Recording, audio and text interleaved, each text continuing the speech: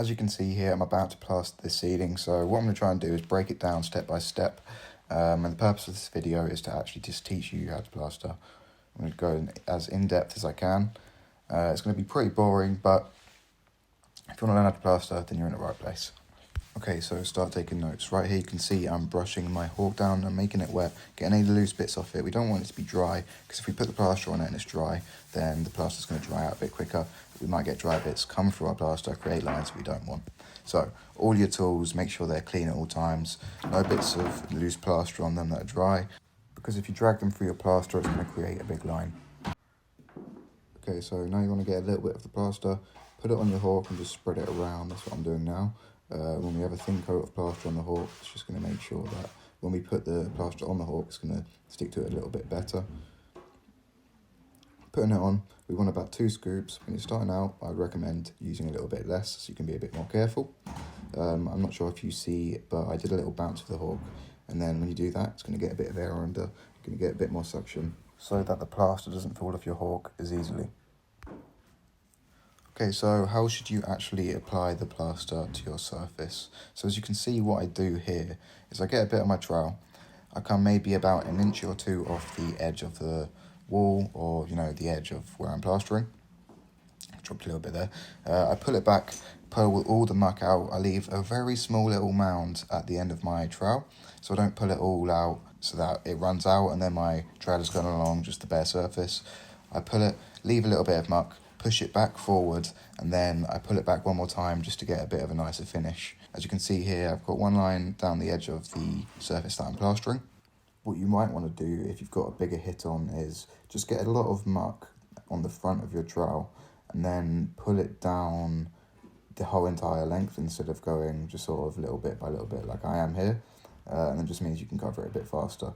I'm going a little bit more relaxed. I've got a small ceiling on here, so I'm not moving too fast. I'm just paying a bit more attention to, all of it, making sure it's all as nice as it can be at all times. You're then just going to repeat that process of just pulling it down with the entire length of your surface until you get to the edge, and then what you're going to do is turn around and then go back up the other way. Okay, take a look what I'm about to do. So there's some really thin bits of plaster just sort of separated where I've dragged it out by themselves, and you don't really want that because they're going to dry out a lot faster than your mix, and that could then lead to you dragging that through your mix. So I'm just going to go over the edge so that it's just a nice thick line, and then it's not going to dry out as fast and risk us dragging lines through our plaster. Okay, so now we're going down the other side. All we got to really think about when we're doing this is just to make it connect with what we've already done nicely, nice and smooth. That's what I'm doing right now. Don't always need to go and turn around and do what I did there. You can usually just put it through once and it'll be nice, but I think that was a little line that I just took out or something like that.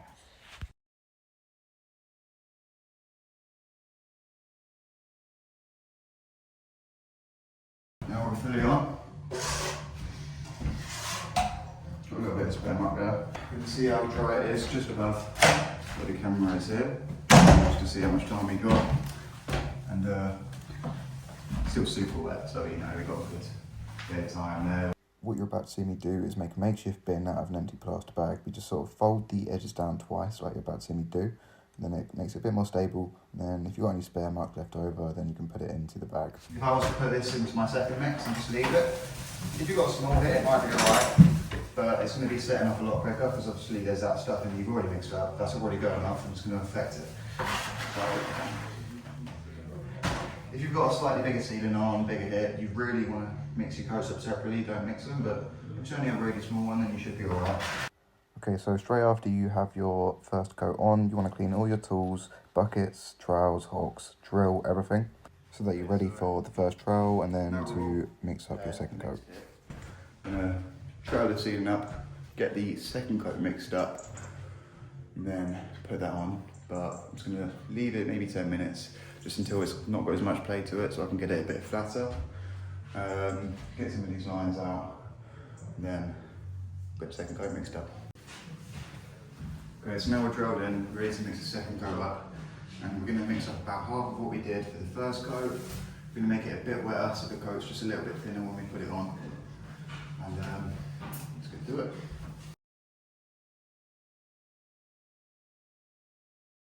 So when I stop the drill, just lift it up out the top of the bucket, and then I stop the drill because when you stop the drill and it's submerged, you'll get a bubble that comes and shoots up and splatter all over your face. So, you ready? I'm going to clean my drill properly because I'm not going to use it anymore. I don't want to have large drill over it. You get these bits because if you have like a little bit on your bucket, then it will dry because it's only small on the edge of your bucket. If that falls in your mix and you put it on the wall, the ceiling, you'll see it, it'll drag through. So just want to make sure there's no little specks of plaster around the edges to get lumpiest really. Massively important, but little tips and tricks like that make it easier. Now because this is a bit wetter, you need to be a bit more careful. More likely to have stuff fall off. So have your fork ready, just be catching your bits that might fall off. Now the process is the exact same, just going up and down, working my way along the edge of the ceiling until we get to the end. Okay, here we're approaching a cable. All we're going to do is put it back and then just glide round it, and then you're not going to hit it. You can sort of gauge whether you're going to hit it or not, whether you're going in the right direction by looking at the opposite corner of your trowel that isn't touching the ceiling and just pointing it past the cable instead of going towards it. Okay, just like before, we're going to put on the second half of the ceiling, and once it's all on, we're going to clean all of our tools. We're going to maybe prepare for our second hit or tomorrow. Anything that doesn't directly involve trailing the ceiling up, because we need to allow some time for it to just dry out a little bit.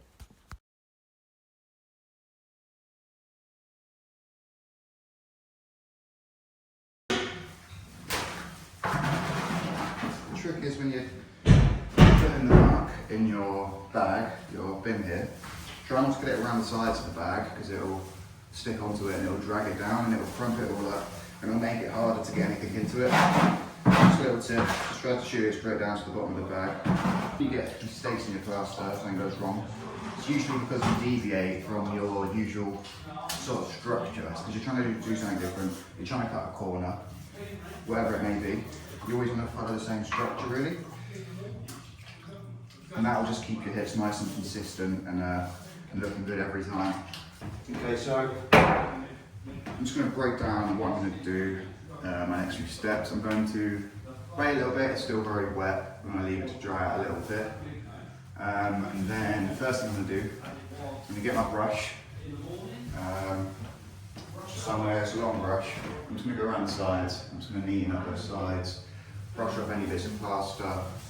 If I've still got more time, I might even scrape all the plaster off the walls that I've gotten. And then, once it's ready, I'll go over it with a trail. Pretty much that simple. So yeah.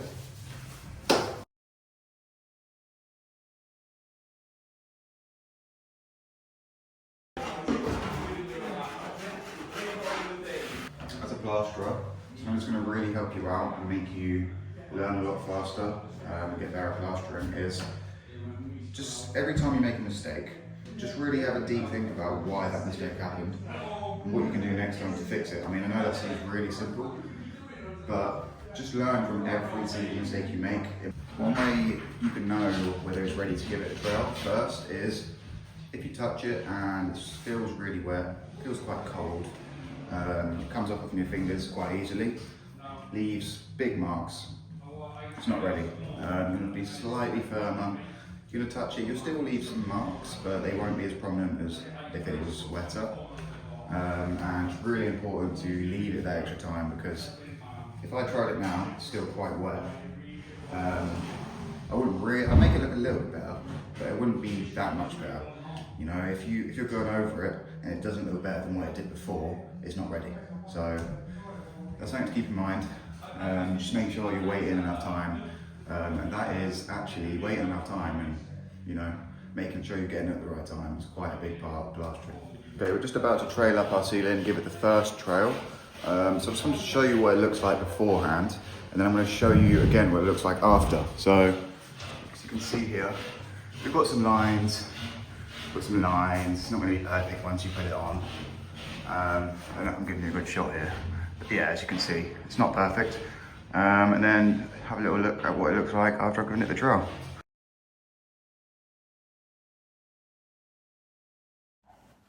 Okay, you'll see what I'm doing here is I have a little bit of spare plaster on my trowel. I'm just pushing it into a hole. This is like a line where there's like a little dip. I'm just going to push them back into it, and I'm going to pull my trowel over it and just fill in that hole. You always want to do this early on when you get the first trowel because it saves doing it later. If it hardens and you still have that dip there, it's going to be a lot harder to pull out than if you do it now when it's a bit wetter.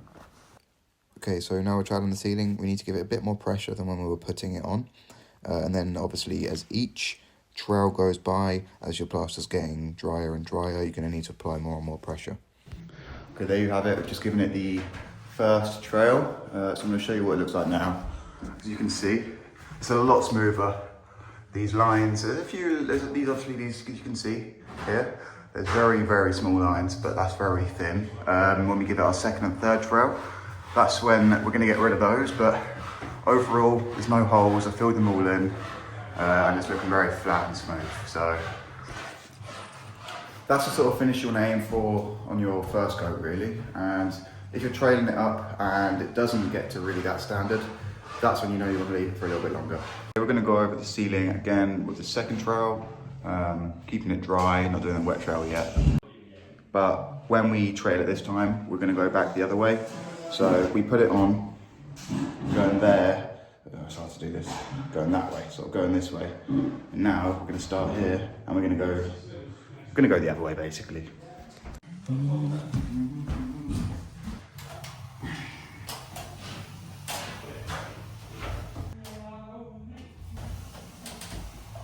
Okay, so I've just given it the second trowel and that's gone dry and just a little bit flatter, lines are a little bit less prominent, any holes that there were filled in.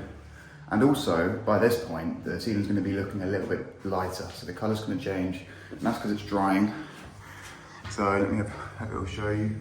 Oh, I don't want to zoom in now. There we go. So it's a lot flatter now. Looks a little bit shinier.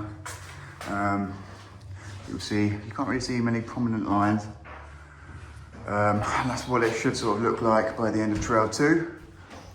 And then we're going to give it 2 more trowels, 1 more hard trowel, and that's going to be wet. So we're going to get a brush. We're going to brush along and then we're going to trowel along, and that's just going to make it as flat as it needs to be. And then once we've done that, we give it 1 polish, so that's just a quick go over, and that's when it's sort of really hard, you're not really taking out the lines so much, but it's just really pushing it down, getting any little snots off, anything like that. So I'll show you what the third trowel looks like now. Before we give it our third trowel, we're just going to go around the edges again with a brush, I'm just brushing those edges. Okay, so this is the third trowel, and this is also what we refer to as the wet trowel, and this is because you use water to wet the surface of the plaster before you go over it with a lot more pressure than before.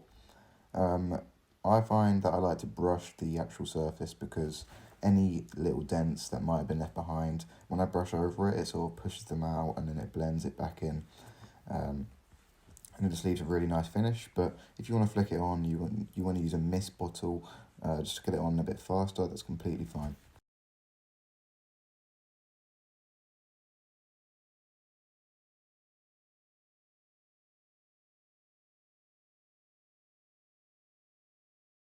Okay, so we've just done our third trowel, which we did with a brush, which you've just seen, and that has made it a lot flatter. Lines are out of it, as you can see. And there's a few little imperfections where there might be just a really small watermark from where I've left a little bit of water on, or maybe a little small hole in the edge.